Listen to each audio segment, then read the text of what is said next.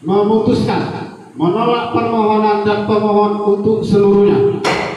Pemohon telah menyampaikan surat keterangan dari Kementerian Hukum Hak Asasi Manusia Republik Indonesia Kantor Wilayah Bengkulu Rumah Tahanan Negara kelas 2B, mana pada pokoknya menerangkan berdasarkan penelitian pada buku register dan sistem database pemasyarakatan dalam kurung SDP, yang bersangkutan pernah menjalani pidana di Rumah Tahanan Negara kelas 2B, mana dan sepengetahuan kami yang bersangkutan bukan residivis atau melakukan pengulangan tindak pidana, bukti T15, dan pemohon menjalani pembebasan bersyarat, bukti T18, di mana terhadap dokumen surat keterangan dari Kementerian Hukum Hak Asasi Manusia RI Kantor Wilayah Bengkulu Rumah Tahanan Negara kelas 2B, mana termohon menyatakan surat keterangan belum benar, sehingga pemohon harus melengkapi surat keterangan dari Kepala Balai Pemasyarakatan kelas 1 Bengkulu.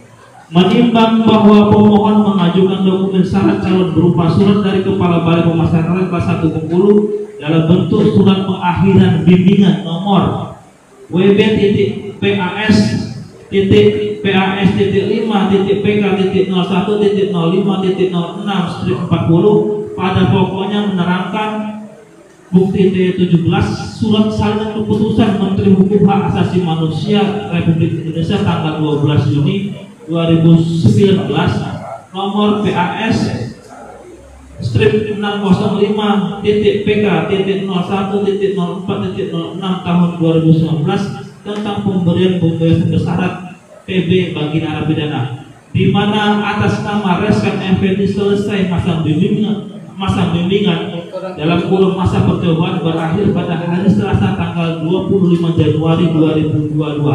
Salinan keputusan Menteri Hukum dan Hak Asasi Manusia Republik Indonesia tentang pemberian pembebasan bersyarat PB bagi narapidana. Menimbang bahwa terhadap bentuk surat dari Kepala Balai Pemasyarakatan kelas 1 Bengkulu dalam bentuk surat pengakhiran bimbingan nomor W8.PAS.PA.01.05.06/40 termohon melakukan verifikasi dan penelitian persyaratan bakal pasangan calon bupati dan wakil bupati terkait dengan masa berakhirnya bimbingan atau masa percobaan dalam salinan keputusan Menteri Hukum dan HAM RI tentang pemberian pembebasan bersyarat bagi narapidana dengan status pemohon tidak memenuhi syarat, di mana pemohon dalam putusan Pengadilan Negeri Bengkulu nomor 196/Sus/2017/PN-BGL telah terbukti secara sah dan menyakitkan melanggar ketentuan pasal 112 ayat 1 junto pasal 132 ayat 1 Undang-Undang RI nomor 35 tahun 2009 tentang narkotika dan Undang-Undang nomor 8 tahun 1981 tentang KUHP serta peraturan perundang-undang lainnya yang berkaitan, dan telah dijatuhi hukuman pidana penjara selama 4 tahun dan 6 bulan serta pidana denda 800 juta rupiah dengan ketentuan apabila denda tersebut tidak dibayar diganti dengan pidana penjara selama 1 bulan penjara. Menimbang bahwa berdasarkan fakta musyawarah terbuka bahwa seluruh Bengkulu Selatan saksi pemohon atas nama Anwar Sanusi di hadapan majelis musyawarah saksi menerangkan pada pokoknya pemohon atas nama Reskan Effendi merupakan narapidana kasus kepemilikan narkotika golongan 1 bukan tanaman dengan dijatuhi hukuman pidana penjara selama 4 tahun dan 6 bulan serta saksi mengetahui pemohon melakukan wajib lapor sebanyak 2 kali ke Balai Pemasyarakatan kelas 1 Bengkulu seminggu setelah pemohon dinyatakan bebas bersyarat pada tanggal 23 Agustus 2019. Menimbang bahwa berdasarkan fakta musyawarah terbuka di Bawaslu Bengkulu Selatan di hadapan majelis musyawarah termohon menghadirkan saksi atas nama Novon di Devrianto sebagai tim Pokja pencalonan KPU Bengkulu Selatan menerangkan pada pokoknya saksi dan termohon melakukan klarifikasi persyaratan calon atas nama Haji Reskan Effendi SE ke Balai Pemasyarakatan kelas 1 Bengkulu. Dengan hasil klarifikasi tersebut termohon mendapatkan surat pengakhiran bimbingan yang isinya pemohon diberikan pembebasan bersyarat tanggal 12 Juni 2019 dan selesai masa bimbingan atau masa percobaan 25 Januari 2022. Menimbang bahwa berdasarkan pasal 45 ayat 2 huruf B angka 2 Undang-Undang Pemilihan menyatakan satu dokumen persyaratan sebagai masuk pada ayat 1 meliputi A. Dianggap dibacakan. B. Surat keterangan 1 dianggap dibacakan. 2. Tidak pernah sebagai terpidana berdasarkan putusan pengadilan yang telah memperoleh kekuatan hukum tetap dari pengadilan negeri yang wilayah hukumnya meliputi tempat tinggal calon atau bagi mata terpidana telah secara terbuka dan jujur mengemukakan kepada publik bahwa yang bersangkutan mantan terpidana dari pemimpin redaksi media massa lokal atau nasional dengan disertai buktinya sebagai bukti pemenuhan syarat calon sebagaimana dimaksud dalam pasal 7 huruf G. Junto pasal 17 peraturan KPU tentang pencalonan menyatakan syarat telah melewati jangka waktu 5 tahun setelah mantan terpidana selesai menjalani pidana penjara berdasarkan putusan pengadilan yang telah memperoleh kekuatan hukum tetap sebagaimana dimaksud dalam pasal 14 ayat 2 huruf F terhitung sejak tanggal selesai menjalani masa pidananya, sehingga tidak mempunyai hubungan secara teknis dan administratif dengan kementerian yang menyelenggarakan urusan pemerintah di bidang hukum dan hak asasi manusia sampai dengan hari penetapan pasangan calon. Menimbang bahwa terhadap pemberian pembebasan bersyarat kepada pemohon berdasarkan keputusan Menteri Hukum dan HAM Republik Indonesia nomor PAS 605.PK.01.04.06 tahun 2019 tentang pembebasan bersyarat narapidana tertanggal 12 Juni 2019, menurut pendapat Majelis Musyawarah pemohon tetap sebagai terpidana yang masih memiliki hubungan teknis dan administrasi dengan Kementerian Hukum dan Hak Asasi Manusia Kantor Wilayah Bengkulu Balai Pemasyarakatan Kelas 1 Bengkulu, di mana pemohon menjalani masa pemidanaannya di luar lembaga pemasyarakatan dengan menjalani pembebasan bersyarat terhitung tanggal 23 Agustus 2019 dan berakhirnya masa bimbingan atau percobaan masa pemohon pada tanggal 25 Januari 2022. Menimbang bahwa terhadap pembebasan bersyarat pemohon menjalani masa pemidanaannya di luar lembaga pemasyarakatan dengan menjalani pembebasan bersyarat terhitung tanggal 23 Agustus 2019 dan berakhirnya masa bimbingan atau percobaan bagi pemohon pada tanggal 25 Januari 2022, sehingga Majelis Musyawarah Bawaslu Bengkulu Selatan berpedoman pada putusan Mahkamah Konstitusi nomor 132/PHP.BUP strip 19 Romawi garing 2021 yang pada pertimbangan hukum halaman 208 sampai 210 menyatakan bagi seorang terpidana yang menjalani masa pidana baik di dalam lembaga pemasyarakatan maupun dengan pembebasan bersyarat di luar lembaga pemasyarakatan, hal tersebut pada prinsipnya hanyalah berkaitan dengan teknis atau tata cara menjalani pidananya. Bagi narapidana yang diberikan pembebasan bersyarat walaupun tidak lagi berada di dalam lembaga pemasyarakatan, status hukum yang bersangkutan tidak lagi narapidana, namun terhadap yang bersangkutan masih berstatus terpidana.